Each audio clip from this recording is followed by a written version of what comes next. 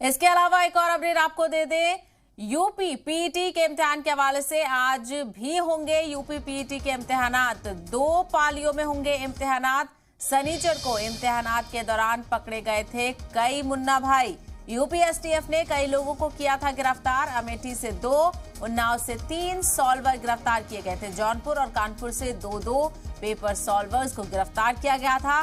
तो वहीं इम्तिहान के लिए करीब 37 लाख उम्मीदवारों ने पर्चा दाखिल किया है, जिसको लेकर भारी भीड़ और तलबा की जद्दोजहद भी देखी जा रही है। तो यानी आज भी इम्तिहान का दिन, आज भी यूपी पीईटी का इम्तिहान मुनक्किद होगा और 2 फेजेस में बताया जा रहा है कि 2 फेजेस में ये इम्तिहान होगा। शनिचर को भी इम्तिहान के दौरान कई मुन्ना भाई पकड़े गए थे, यानी कि पेपर सॉल्वर। यूपी एसटीएफ ने कई लोगों को गिरफ्तार किया था, जिसमें से अमेठी से 2, उन्नाव से 3, तो इसके अलावा जौनपुर और कानपुर से 2-2 पेपर सॉल्वर को गिरफ्तार किया गया था। इम्तिहान के लिए करीब 37 लाख उम्मीदवारों ने पर्चा दाखिल किया है।